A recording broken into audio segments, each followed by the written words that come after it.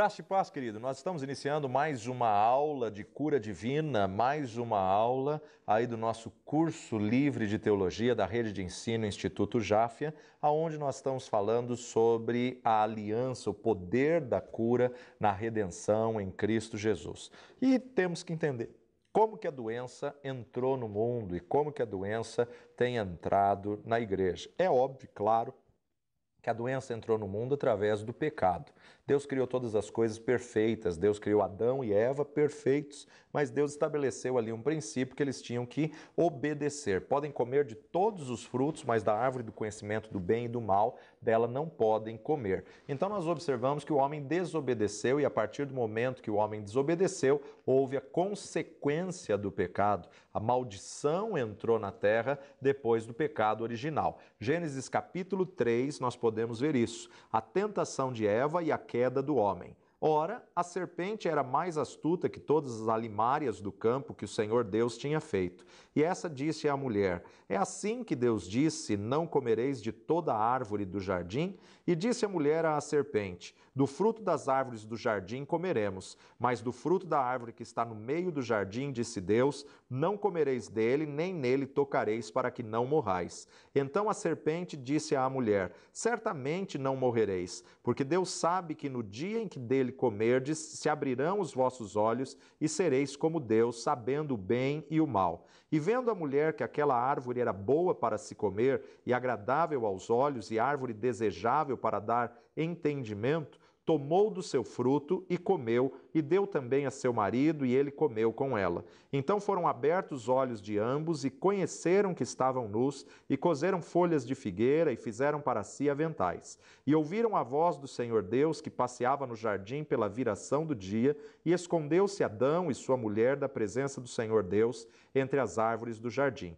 E chamou o Senhor Deus a Adão, e disse-lhe: onde estás? E ele disse: ouvi a tua voz soar no jardim e temi, porque estava nu e escondi-me. E Deus disse: quem te mostrou que estavas nu? Comestes tu da árvore que te ordenei que não comesses? Então disse Adão: a mulher que me destes por companheira, ela me deu da árvore e comi. E disse o Senhor Deus à mulher: por que fizestes isso? E disse a mulher: a serpente me enganou e eu comi. Então o Senhor Deus disse à serpente: porquanto fizesse isso, maldita serás mais que toda besta e mais que todos os animais do campo. Sobre o teu ventre andarás e pó comerás todos os dias da tua vida. E porei inimizade entre ti e a mulher, e entre a tua semente e a sua semente. Esta te ferirá a cabeça e tu lhe ferirás o calcanhar.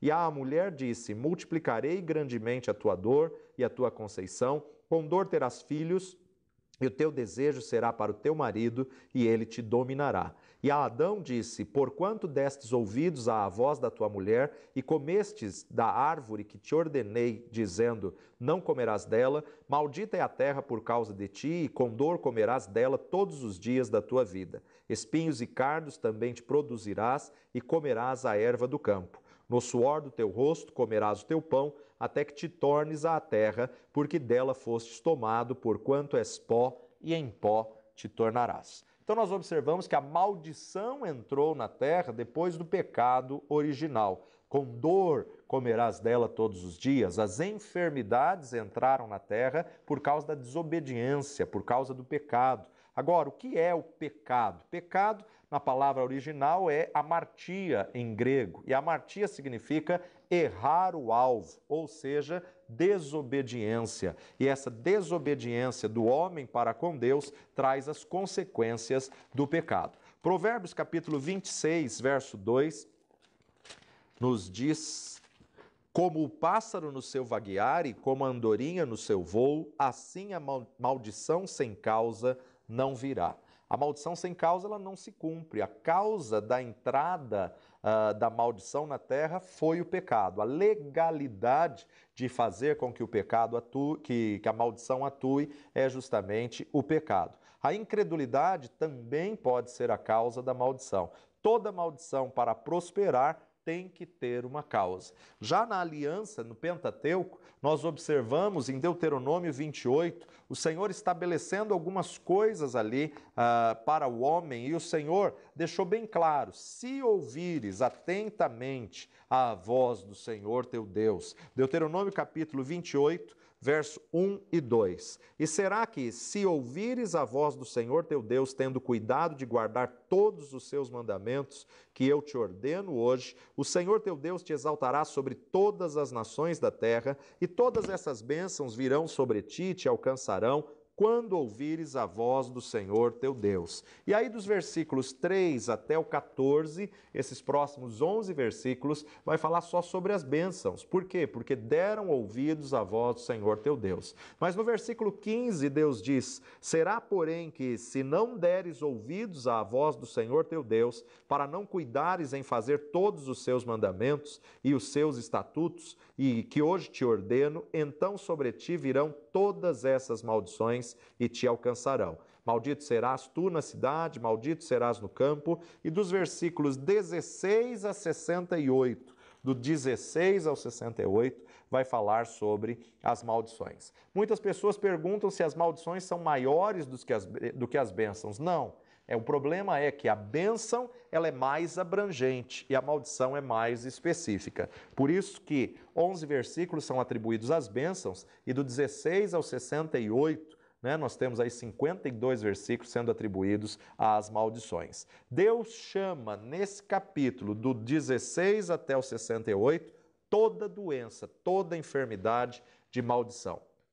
Doença não é benefício, doença não é bênção, doença não é boa dádiva, doença é maldição. Então a maldição sobre a terra trouxe junto as enfermidades. Não adianta ficar questionando por que isso aconteceu, aquilo aconteceu ou tal pessoa morreu. A experiência negativa, ela não explica a Bíblia. Nós não conhecemos o coração das pessoas, somente Deus conhece o coração das pessoas. Muitos que parecem crentes, muitas vezes, nunca tiveram uma experiência de conversão, nunca deixaram Jesus ser Senhor da sua vida e realmente, infelizmente, vão para o inferno. Podem até estar dentro da igreja, mas não colocam a palavra de Deus em prática na sua vida, não vive a verdade da palavra de Deus, pode até estar pregando a palavra de Deus e pode também ter acontecido muitas vezes de a pessoa ter negligenciado os cuidados do seu corpo, ter negligenciado os limites do seu corpo. O que nós temos que fazer é entender que o princípio de Deus é a cura. Deus quer curar. Nós cremos e profetizamos a cura. Agora, temos que, na verdade, crer na palavra de Deus, crer em Deus e meditar na palavra do Senhor, assim como o Senhor abre esse capítulo 28 de Deuteronômio. Será que, se ouvires a voz do Senhor teu Deus, tendo cuidado de guardar todos os seus mandamentos que hoje te ordeno,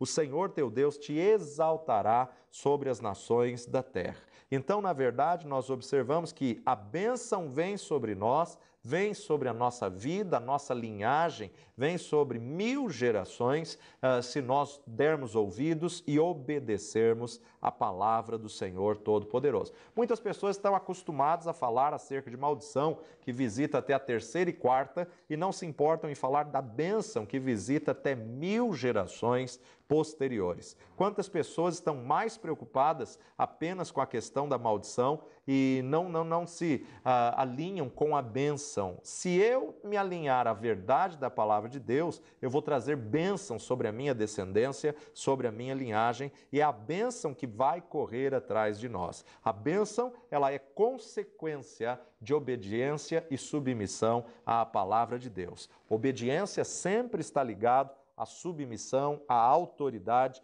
com poder de mandar, com respeito, com temor e com obediência. Mas muitas vezes ficamos perguntando por que o crente tem doenças, por que o cristão sofre enfermidades, por que o cristão passa por enfermidades. João capítulo 17, versículo 15 nos diz: não os peço que os tires do mundo, mas que os livre do mal.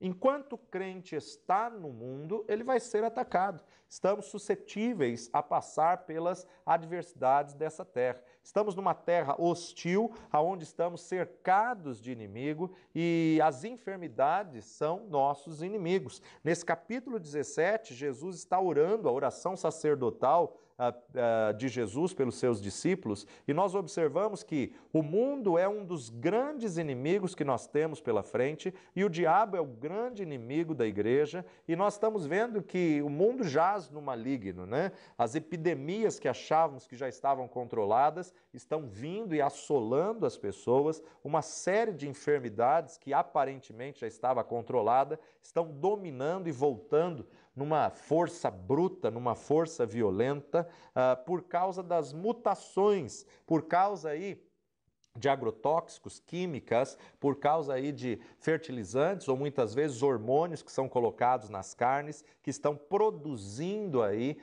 enfermidades. Então nós observamos aí a importância de zelarmos pelo corpo, a importância de nós cuidarmos da saúde, a necessidade de cuidarmos da saúde. Muitas pessoas têm negligenciado a sua saúde e por isso que estão debaixo de enfermidades. Mais um outro motivo por que os cristãos passam por doenças é por ignorância. Muitos cristãos têm doença por ignorarem o que Deus diz sobre a cura, por ignorarem a verdade da palavra de Deus, por ignorarem na verdade, os ensinos da palavra ou se apegarem aos falsos ensinos da verdade da palavra de Deus. Tudo aquilo que existe pode ter o verdadeiro e o falso. Assim como temos falsos apóstolos, também temos verdadeiros apóstolos. Assim como temos falsos profetas, temos verdadeiros profetas. Temos falsos evangelistas que estão pregando um evangelho de seitas, um evangelho distorcido,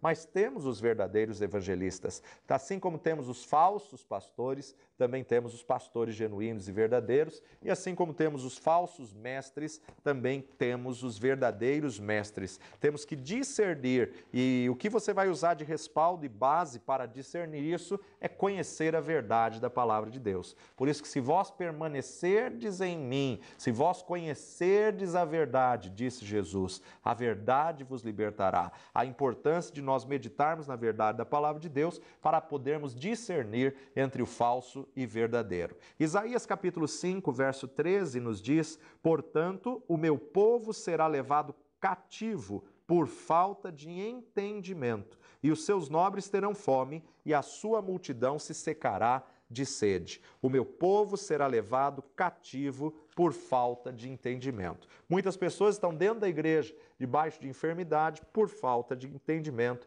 estão presos aí na enfermidade. E Provérbios capítulo 11, versículo 9, ó hipócrita, com a boca danifica o seu próximo, mas os justos serão libertados pelo conhecimento.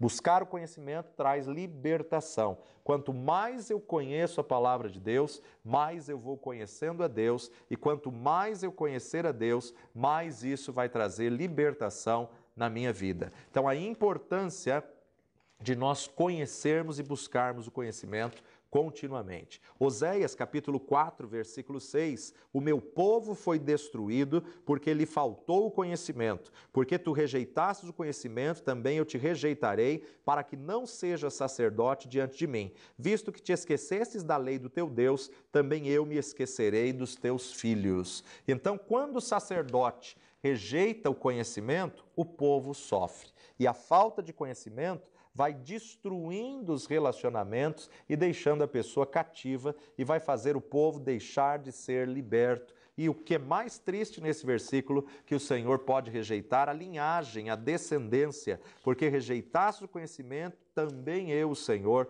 rejeitarei a ti e aos teus filhos, que não sejam sacerdotes diante de mim.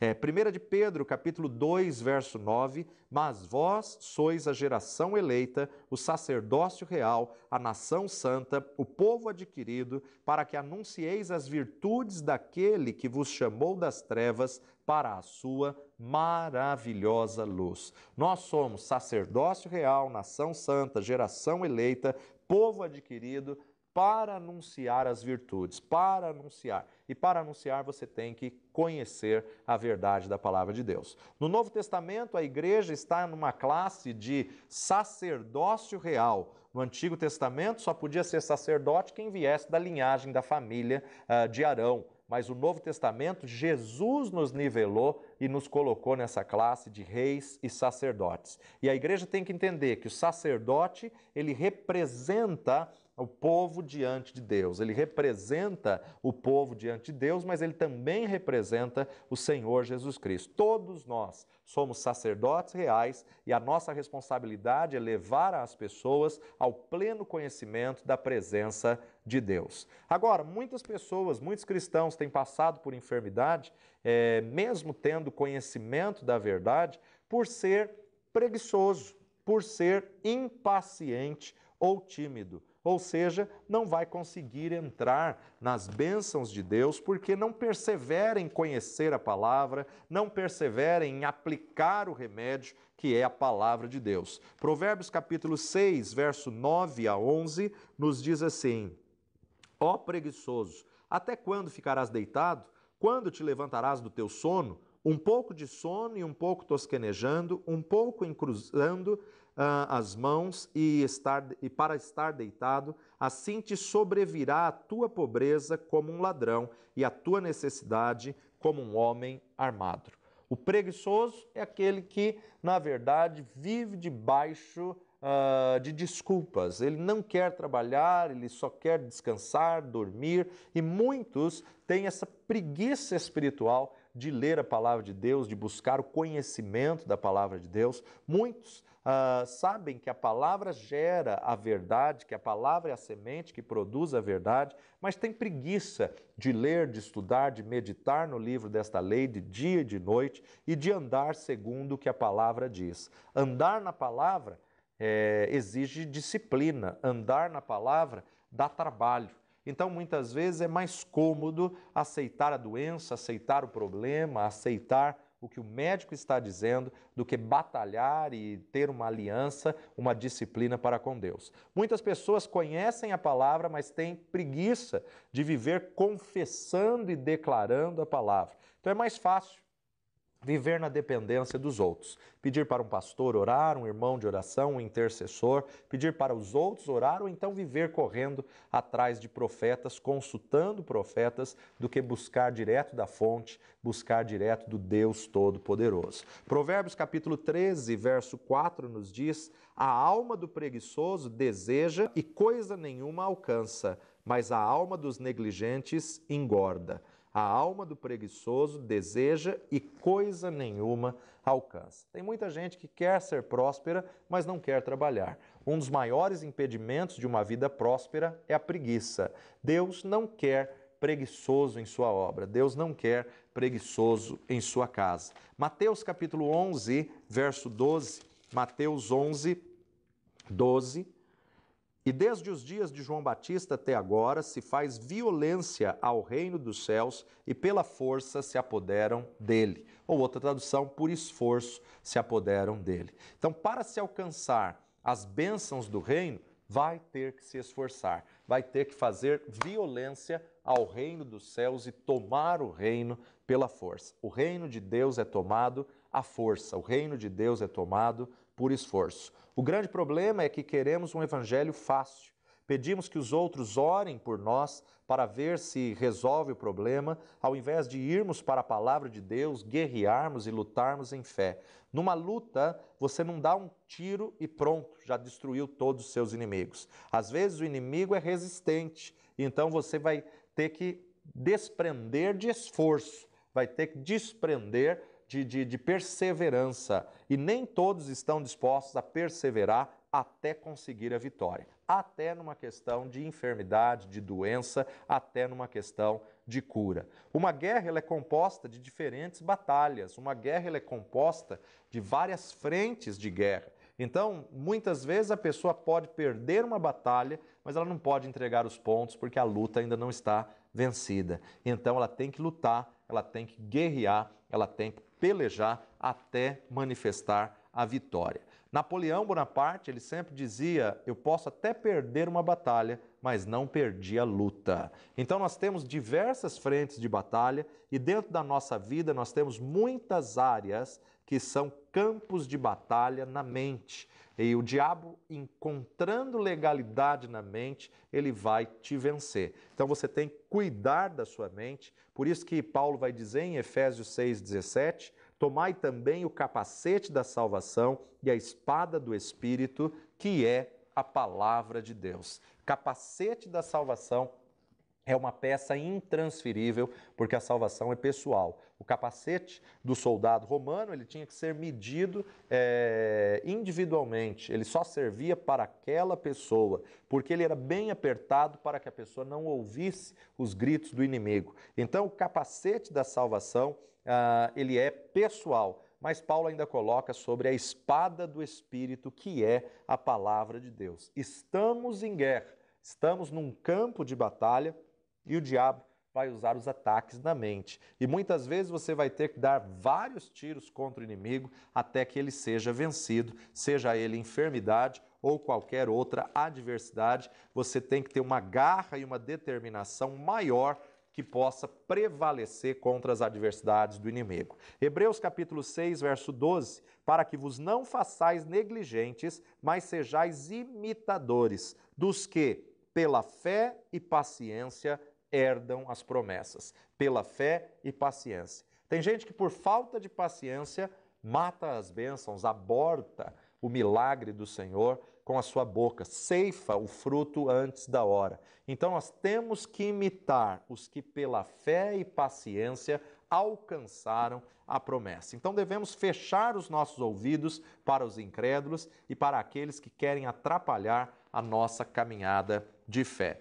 Segundo Timóteo, capítulo 1, versos de 7 a 9. Porque Deus não nos deu o espírito de temor, mas de fortaleza e de amor e de moderação. Portanto, não te envergonhes do testemunho de nosso Senhor e nem de mim, que sou prisioneiro seu. Antes, participa das aflições do Evangelho segundo o poder de Deus, que nos salvou e chamou com uma santa convocação, não segundo as nossas obras, mas segundo o seu próprio propósito e graça, que nos foi dada em Cristo Jesus, antes dos tempos dos séculos. Não recebemos o espírito de timidez, mas de ousadia. Tem gente que por causa da covardia, por causa da timidez, acha que as promessas não são para ele. Acha que as promessas de Deus não servem para ele. Acha que Jesus não quer curá-lo. Acha que as promessas de cura não servem para ele. Timidez também se compara à palavra covardia. O tímido tem uma coisa muito séria, que é o perfeccionismo. Ele tem medo de errar, ele tem medo de passar vergonha diante dos outros, porque ele é perfeccionista, porque ele se cobra muito. E o maior medo é que as pessoas vejam as falhas dele, vejam os erros dele, vejam os fracassos dele. Agora, ficar tímido não vai te levar a lugar nenhum, né? O Espírito Santo de Deus não é um espírito de timidez. Deus não nos deu espírito de timidez, mas Deus nos deu espírito de ousadia e intrepidez. Muitas pessoas estão enfermas por causa da passividade, por não agir, por não reagir diante do problema. Isso traz doença. Passividade é aquela pessoa que aceita a situação sem tomar qualquer atitude para mudar, sem guerrear, sem batalhar, sem lutar. Isso atrapalha muito o ser humano. 1 Timóteo, capítulo 5, 1 Pedro, capítulo 5, versos 8 e 9. Sede sóbrios e vigiai, porque o diabo, vosso adversário, anda em derredor, bramando como leão, buscando a quem possa tragar, ao qual resisti firmes na fé, sabendo que as mesmas aflições se cumprem entre os vossos irmãos no mundo. Muitas pessoas estão vivendo no seu mundo isoladas e acham que só ela passa por problema, acha que só ela passa por dificuldade, por necessidade, acha que o problema dela sempre é o maior. Ei, experimenta olhar pela janela, experimenta olhar o mundo ao redor, experimenta olhar os outros e conhecer um pouquinho mais da luta do próximo. No momento em que Jó começou a orar pelos seus amigos, o Senhor mudou o cativeiro de Jó.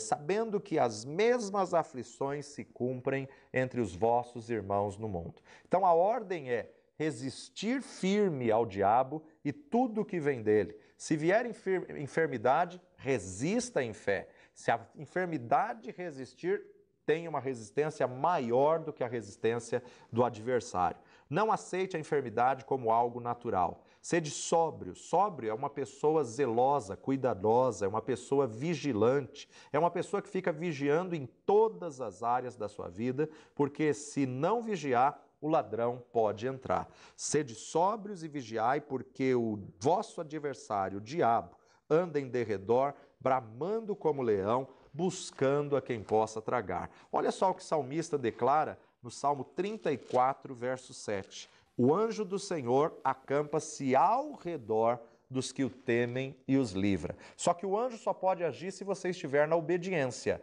Se você entrar em desobediência, você abrir uma brecha, e aquele que está ao derredor, o anjo está ao redor e o diabo está ao derredor. Só que o diabo só pode entrar se houver uma brecha, e a brecha só pode acontecer se houver uma desobediência à palavra de Deus. O diabo pode agir pela passividade de nós não agirmos, não resistirmos firmes na fé, de nós darmos lugar ao diabo, fazermos o papel de acomodado, de preguiçoso, daquele que não é persistente. Isso desagrada a Deus e isso faz com que você tenha derrotas na sua jornada. Tiago capítulo 4, versículo 7, nos diz: sujeitai-vos, pois, a Deus, resisti ao diabo e ele fugirá de vós. Você só vai conseguir resistir ao diabo se você estiver submisso a Deus. Mas, novamente, a ordem é resistir. Então, resistir é você impedir que o inimigo chegue até você, que a enfermidade chegue até você. Eu tenho que crer e declarar. A fé é a autoridade na palavra de Deus. Primeiro você tem que se submeter a Deus, se sujeitar a Deus, porque aí sim você vai conseguir resistir ao diabo para que ele possa fugir da tua presença. Êxodo capítulo 14, verso 15 e 16. Êxodo 14, 15, nos diz: então disse o Senhor a Moisés: por que clamas a mim? Dize aos filhos de Israel que marchem. E tu, levanta a tua vara e estende a tua mão sobre o mar e fende-o, para que os filhos de Israel passem pelo meio do mar em seco. Deus já tinha dado ordem para ir por aquele caminho. Agora ele está diante do mar e ele clama a Deus: Senhor, olha aí o mar, os inimigos estão chegando. Por que clamas a mim? Avança. A ordem de Deus é resistir, a ordem de Deus é sempre avançar. Nessa batalha, ele está conosco para nos dar a vitória. A vara aqui nas mãos de Moisés representa a autoridade na palavra de Deus. Toca as águas, toca o impossível, toca a palavra em cima do problema, que o Senhor vai liberar, o Senhor vai abrir o mar e a palavra de Deus vai solucionar o problema. O Senhor quer que a gente marche para cima da adversidade, do problema, da enfermidade. Não deixe a enfermidade te vencer, vença ela em o nome de Jesus, porque as portas do inferno não prevalecerão contra a igreja do Senhor e o inferno tem que recuar e a igreja vai avançar em o nome de Jesus. Um outro motivo por que os cristãos estão doentes, às vezes pode ser a razão do pecado, por causa do pecado. Tiago capítulo 4, versículo 4, adúlteros e adúlteras, não sabeis vós que a amizade do mundo é inimizade contra Deus? Portanto, qualquer que quiser ser amigo do mundo, constitui-se inimigo de Deus. Há muitas pessoas que estão enfermas por causa do pecado. Algumas passagens de Jesus, você vê que ele primeiro trata o pecado. Primeiro ele diz: perdoado estão os teus pecados. Levanta, toma tua cama e anda. Ou seja, aquela paralisia daquele moço era consequência de um pecado. Era consequência de uma desobediência. Então nós estamos cercados de pecados e pecadores por todos os lados. E se não vigiarmos, nós podemos nos deixar contaminar. E isso pode trazer enfermidade sobre o nosso corpo. Isso pode trazer enfermidade sobre a nossa vida.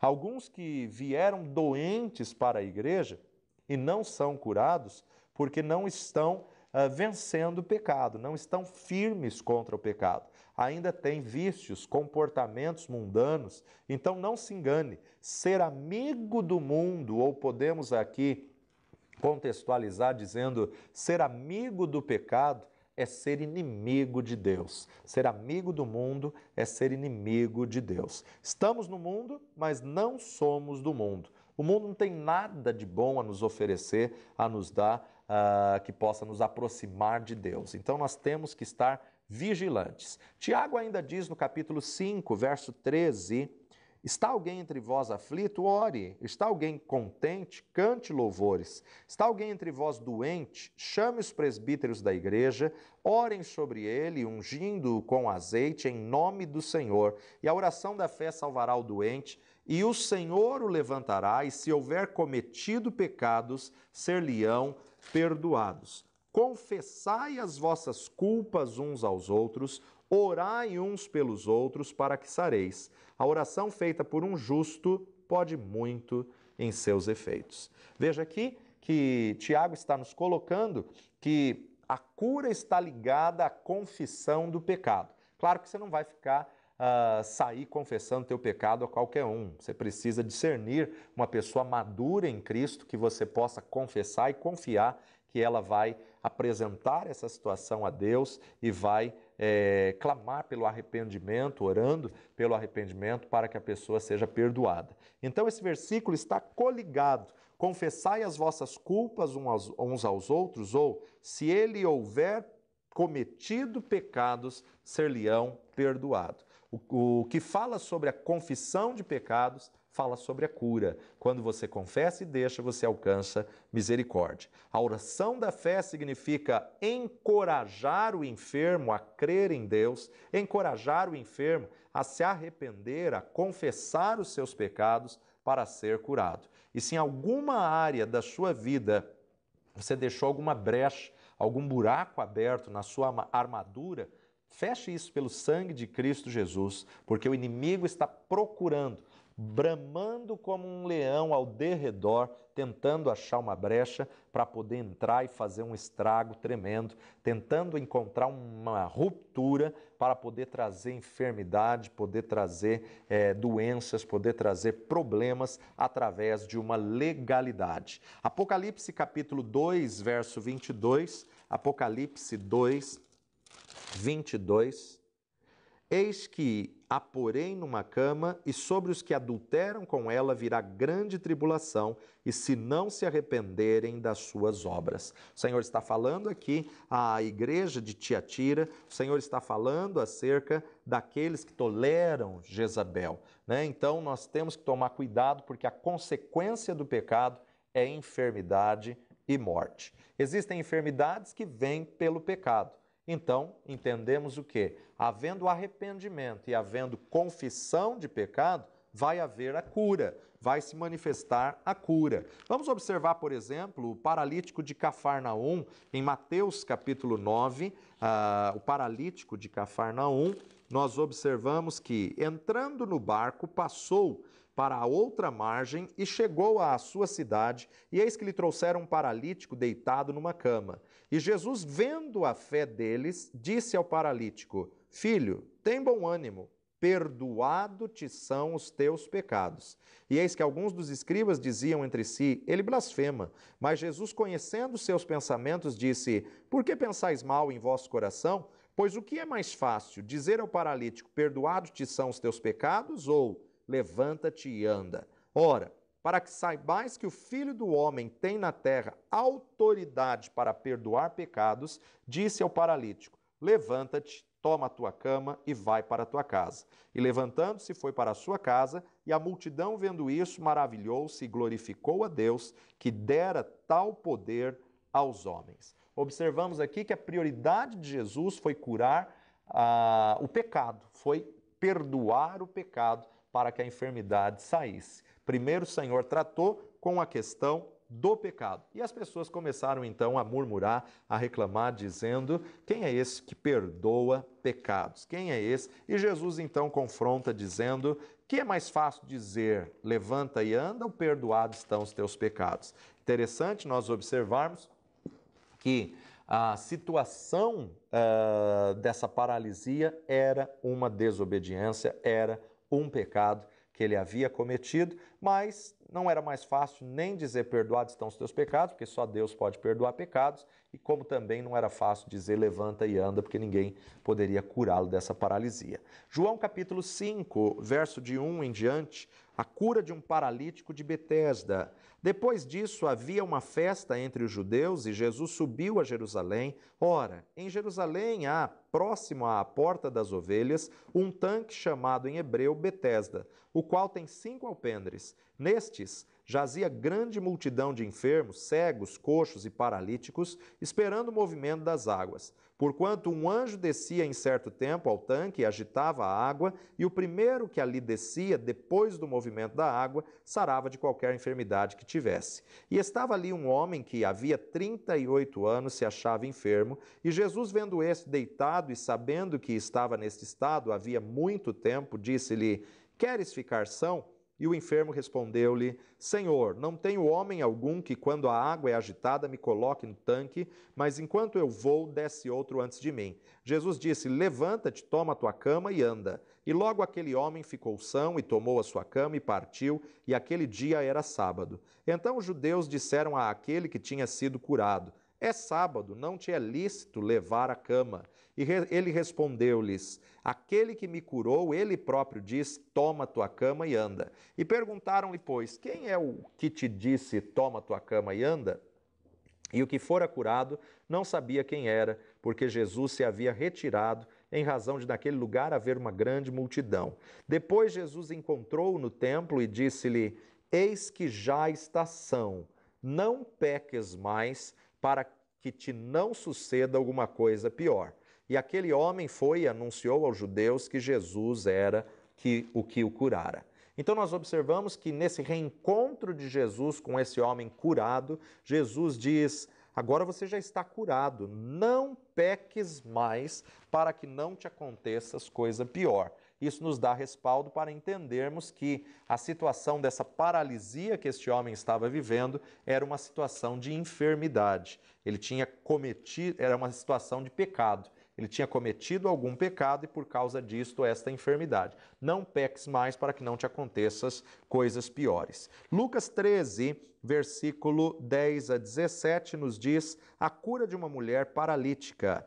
E ensinava no sábado numa das sinagogas, e eis que estava ali uma mulher que tinha um espírito de enfermidade, havia já 18 anos e andava curvada, e não podia de modo algum endireitar-se. E vendo-a, Jesus chamou-a a si e disse-lhe: mulher, estás livre da tua enfermidade. E impôs as mãos sobre ela, e logo se endireitou e glorificava a Deus. E tomando a palavra o príncipe da sinagoga, indignado porque Jesus curava no sábado, disse à multidão: 6 dias há em que é mister trabalhar, nestes, pois, vinde para serdes curados, e não no dia do sábado. Respondeu-lhe, porém, o Senhor e disse: hipócrita, no sábado não desprende da manjedoura cada um de vós o seu boi e o jumento, e não o leva a beber água? E não convinha soltar desta prisão, no dia de sábado, esta filha de Abraão, a qual há 18 anos Satanás mantinha presa? E dizendo ele isso, todos os seus adversários ficaram envergonhados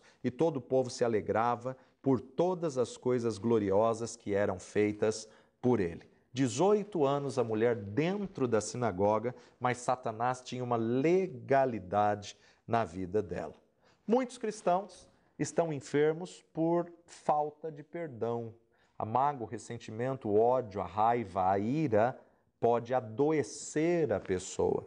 Então, se não houver a liberação de perdão, o diabo tem uma legalidade no coração da pessoa. Salmo 103:3, Davi declara: é ele que perdoa todas as tuas iniquidades e sara todas as tuas enfermidades. Veja que está no mesmo texto, no mesmo versículo, que a cura das enfermidades está coligada ao perdão. Isso nós encontramos diversos textos, principalmente nos evangelhos, sempre a cura coligada ao perdão. Então veja que perdão também tem relação com cura. Ele perdoa as tuas iniquidades e sara, cura todas as tuas enfermidades. Se não perdoarmos quem nos ofendeu, podemos ter enfermidades decorrentes à falta de perdão. Existem muitas passagens na Bíblia sobre o perdão. Jesus ensinou muito sobre o perdão. Agora nós temos que entender que perdoar não é esquecer. Perdoar é decidir você não ficar lembrando da situação. O perdão neutraliza o efeito da dor. É como quando quebramos um braço, uma perna, e depois de curado, eu vou lembrar do ocorrido, mas não dói mais. Né? Como enfermidades que nós temos visto aí, a ciência tem provado que muitas causas são psicossomáticas por falta de perdão, como artrite, artrose, reumatismo, enxaqueca, até alguns tipos de câncer são questões relacionadas à falta de perdão. Então nós temos que aprender a confessar os pecados e liberar as pessoas, aqueles que nos ofenderam, liberar perdão para sararmos, para sermos curados. Perdoar é enxergar de outra maneira, perdoar é ver por outro prisma, porque sem perdão nós anulamos toda a nossa vida cristã. Sem perdão não adianta você ser um dizimista fiel. A palavra de Deus diz que se você vai levar a sua oferta no altar e ali te lembrares que o teu irmão tem algo contra ti, deixa de lado, volta, reconcilia-te com teu irmão e depois vem e deita a tua oferta. O que significa isso? Um dízimo dado com ódio, mágoa e ressentimento não vai repreender o devorador. Mas Paulo também diz que aquilo que ele recebeu por revelação, examine-se, pois, o homem a si mesmo e assim coma, porque se você está com mágoa, ódio, ressentimento, falta de perdão no seu coração, você está comendo indignamente do corpo e do sangue do Senhor. Então nós temos que exercitar o perdão, sabendo que ofendemos muito mais a Deus com as nossas atitudes do que o próximo nos ofendeu. E se quisermos o perdão de Deus, temos que perdoar ao próximo. Por isso que Tiago, capítulo 5, verso 16, Tiago vai nos dizer: confessai as vossas culpas uns aos outros e orai uns aos outros para que sareis. A oração feita por um justo pode muito em seus efeitos. Ainda ficamos a perguntar: por que muitas pessoas cristãs estão doentes? E às vezes Deus pode nos dar uma orientação para irmos a um médico ou tomarmos um remédio, mas temos que entender que o remédio não substitui Deus. Deus vai direcionar a ir a um especialista, a um médico ou a uma medicação, mas quem cura é o nosso Deus. A palavra de Deus nos diz em 2 Crônicas, capítulo 16, segundo livro de Crônicas, capítulo 16, versículo 11 e 12. Se não entendermos o contexto e a interpretação correta, podemos nos complicar com esse texto. 2 Crônicas 16, verso 11. E eis que os atos de Asa, tanto os primeiros como os últimos, estão escritos no livro da história dos reis de Judá e Israel. E caiu Asa doente de seus pés no ano 39º do seu reinado, grande por extremo era a sua enfermidade. E, contudo, na sua enfermidade, não buscou ao Senhor, mas antes aos médicos. O texto não está dizendo que é pecado você ir ao médico. Esse texto é um texto delicado de nós mexermos. Asa era rei e, na verdade, nós temos que entender que ele colocou a confiança nos médicos e deixou de confiar em Deus. Ele colocou a fé nos médicos e deixou de acreditar em Deus. É bem verdade que às vezes Deus pode dar uma orientação para nós irmos aos médicos, mas o médico não pode substituir o nosso Deus. Temos que entender que a cura, a boa dádiva, vem do Senhor. Então, nós entendemos e interpretamos esse texto com equilíbrio. Não é pecado ir ao médico, não é pecado tomar os remédios, mas o pecado é você colocar a sua fé e a sua confiança nas coisas dessa terra.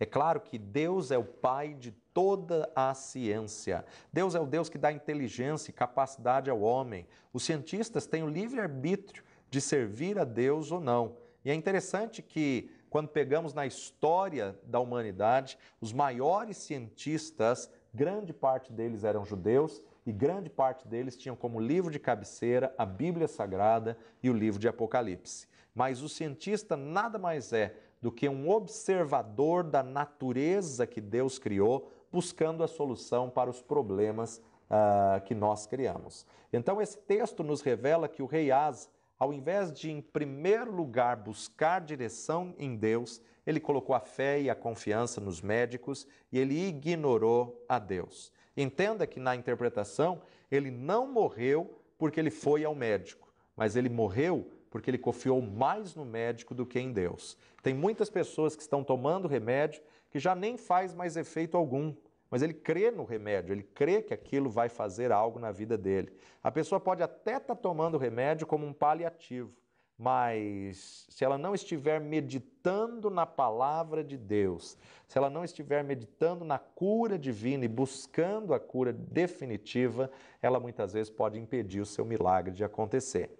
Quando a cura se torna rema nas nossas vidas, então nós podemos desfrutar do milagre, da cura e vivermos a saúde divina. Os médicos se dedicam em uma ciência e muitos têm aí uma capacidade de buscar criações, invenções, revelações da parte de Deus para a cura, para solucionar problemas de saúde. E temos que entender que os médicos são pessoas capacitadas que buscaram conhecimento, que foram na verdade, instruídos para aquilo, então eles são bênçãos de Deus. Os remédios, muitas vezes, são revelações dadas por Deus, mas jamais podem ser o substituto de Deus na tua vida.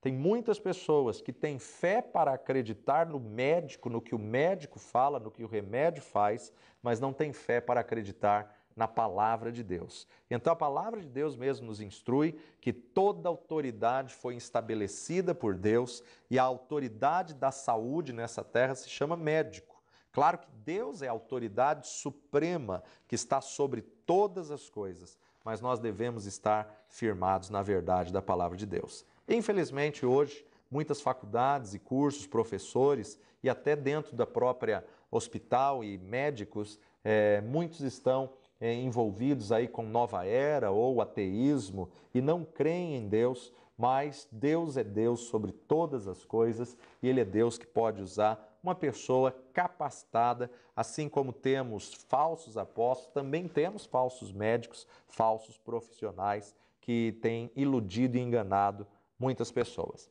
Por outro lado, muitos crentes estão enfermos, estão doentes por desobedecer às leis naturais, ou seja, não estão tomando devido cuidado do seu próprio corpo. Toma gelado em excesso, abusa numa situação climática, abusa da alimentação e cai aí no pecado da gula e muitas vezes vai estar doente pela consequência desse pecado. Provérbios 26, 2 nos diz: como pássaro no seu vaguear e como andorinha no seu voo, assim a maldição sem causa não virá. A maldição sem causa não se cumpre. Proporcionalmente, se houver uma causa, é claro que ela vai se cumprir. Então, se a pessoa negligenciar o cuidado do corpo, ela estará dando causa para que a maldição da enfermidade se instale. Toda autoridade é estabelecida por Deus. Então, se o médico disse que você não pode comer aquilo, não adianta você quebrar essa autoridade, não adianta você quebrar isso e achar que não vai passar mal, não vai ficar doente. Você tem que submeter a essa autoridade.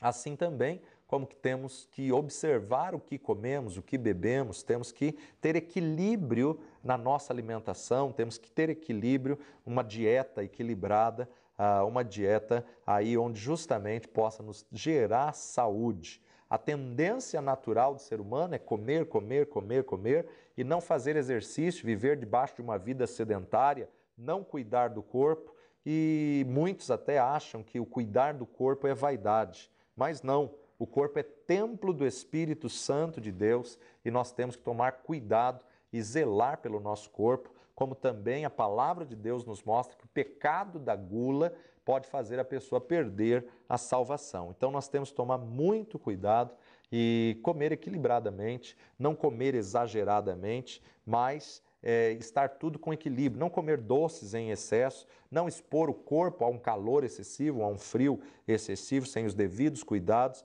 mas fazer exercícios, caminhar e ter uma vida equilibrada para que você possa viver a verdade da palavra de Deus. E para terminar, por que o cristão sofre por enfermidades?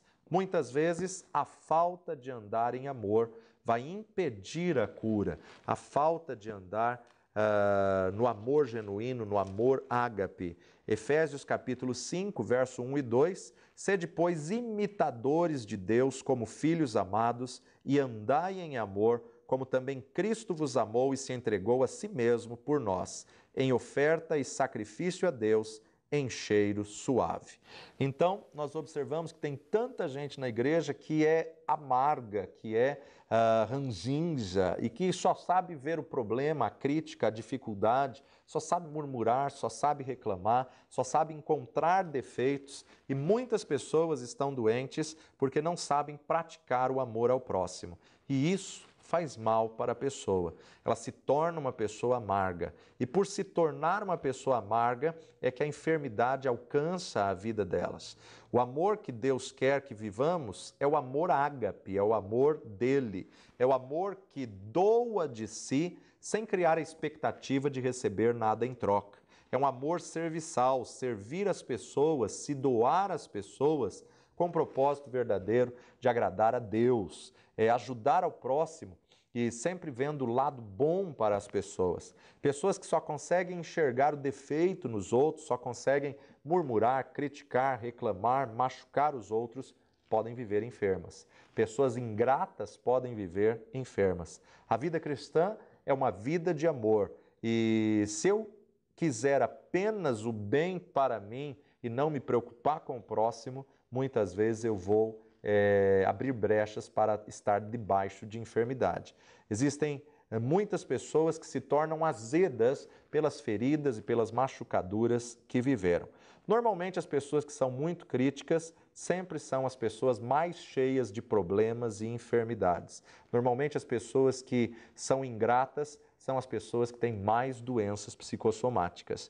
Quem não vive o amor não tem a vida de Deus fluindo nele, porque Deus é amor, e a falta de andar em amor dá lugar a outros sentimentos contrários para que se instalem enfermidades psicossomáticas ou muitas vezes acabam impedindo a cura na vida das pessoas. Então reflita sobre a sua vida e veja, ouça essa aula quantas vezes você quiser. Você pode voltar lá e rever essa aula mais de uma vez, observando que existem motivos que estão impedindo o cristão de viver a saúde plena, a vida divina, a vida abundante, a vida Zoe, que você possa consertar e se alinhar com a verdade da palavra de Deus para poder viver a saúde plena, a saúde divina. Que o Senhor te abençoe poderosamente. Nos vemos na nossa próxima aula.